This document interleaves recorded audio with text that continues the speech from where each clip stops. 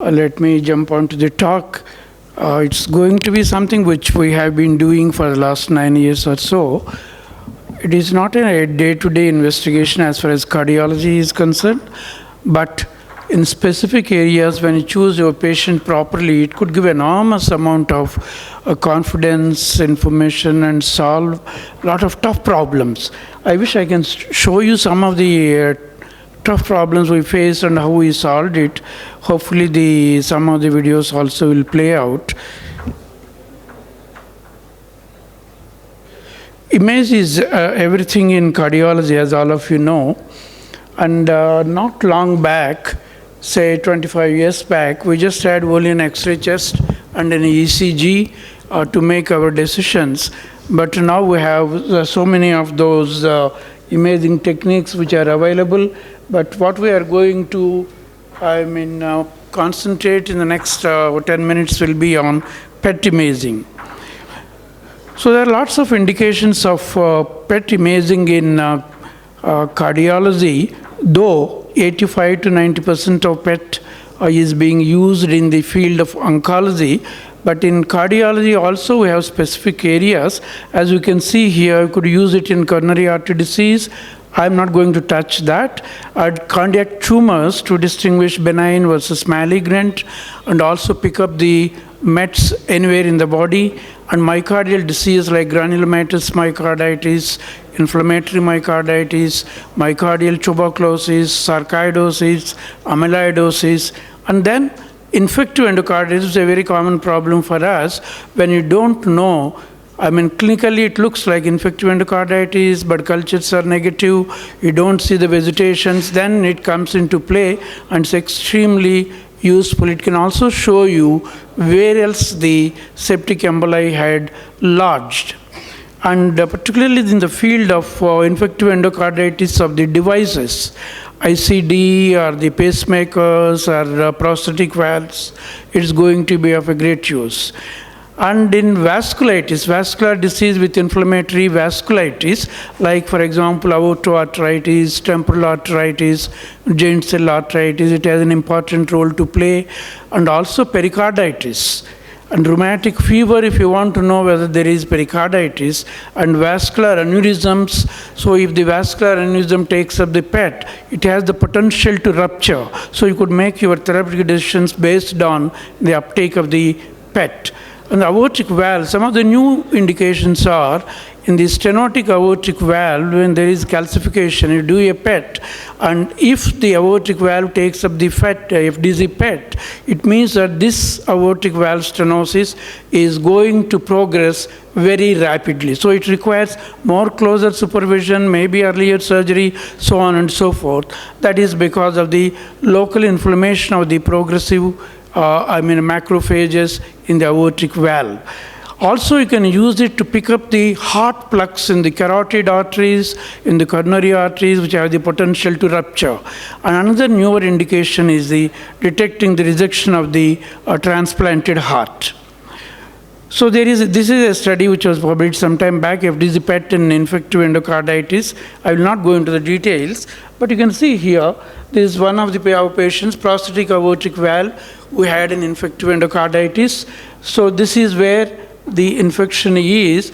We could not make out any evidence of infective endocarditis on our usual studies of echo and transesophageal echo. But then when we did the PET, this is what we found. Then there is a prosthetic mitral valve where you can see the PET imaging. And here you can see the pacemaker pocket infection, pacemaker lead infection. So these are some of the important areas. This is one of our examples. It's a 26-year-old male. He is some technology worker. He has a severe aortic regurgitation due to quadricuspid aortic valve, and he was operated in one of the hospitals. On 9th day post-operatively started having fever. The echo did not show anything. The patient was sent to us for second opinion. Our transthoracic also did not show anything. Then we did a transesophageal. It was doubtful. Then we sent him for PET. Oh, luckily they are playing. So this is something which we did after we received the PET. You can see the visitations very well. This is the second echo. The first one did not show anything. After that, we did the PET. But this is the second echo. When you don't see in the first study, you must always repeat it within the next 7 to 10 days. The same patient. We did the PET. You can see here the FDZ uptake in the prosthetic aortic valve area. It's better seen in the next here. So this is where there is a FDZ uptake. So meanwhile the culture came, which was a staph aureus. So he went for a intense antibiotic therapy and it was fine. We repeated the study after 2 months and it was PET negative.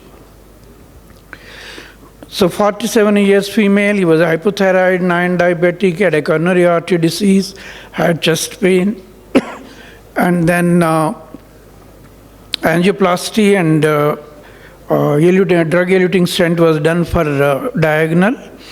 And then she was discharged okay in some other hospital. After a few days, she came back with fever.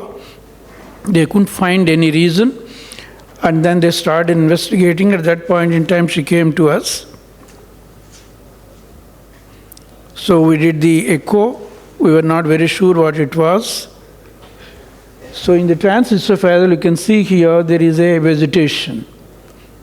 I will show you the CT later on.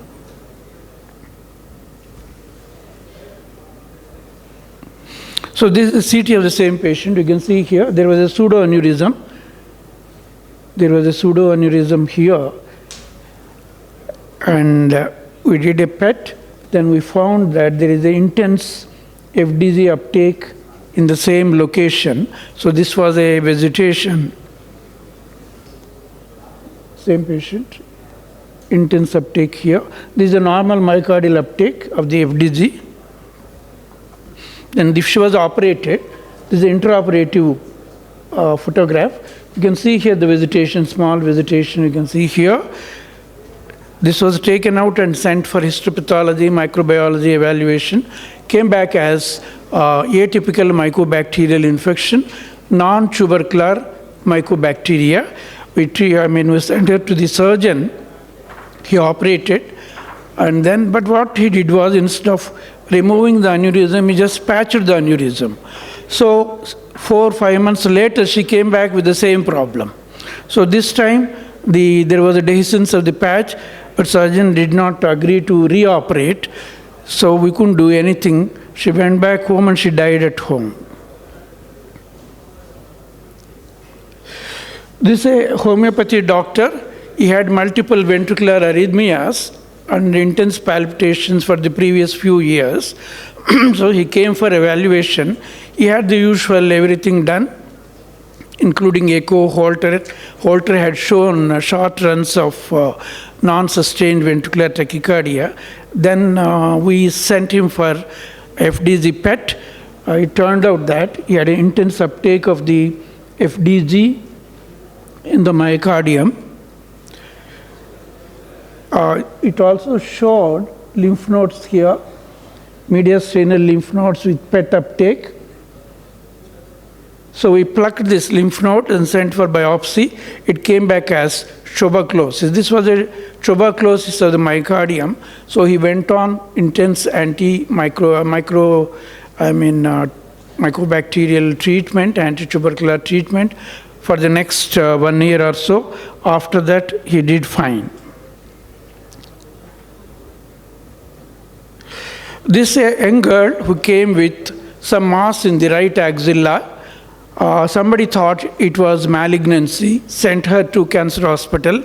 The cancer hospital surgeon had seen her and thought it is something probably not malignancy and sent for a opinion. She came to us. Then we found that she had multiple pulses which were absent. Then we started investigating and found that she had multiple bruits or carotid, subclavian, abdominal. Then we did her PET. So you can see the PET uptake here. of the ascending aorta, arch and descending thoracic aorta. This was an aortoarthritis. You can see here the intense uptake of the PET in the axial section. This was after treatment. So after treatment, we followed it up with FDZ PET later on, and she had steroid therapy and also azathioprine. And after 6 months or so, she was free of her intense activity, but she ended up with tightly stenotic carotid vessel, which subsequently was tackled by the interventional cardiologist. This is just a minute or more. This is an aortic valve stenosis. This is a CT, lot of calcium. You do a PET, lot of intake of the FDZ here, which means that there is active inflammation in the aortic valve. This again, we repeated the PET after, CT after 1 year. You can see that the calcium has increased. This is pre, and this is the post 1 year later.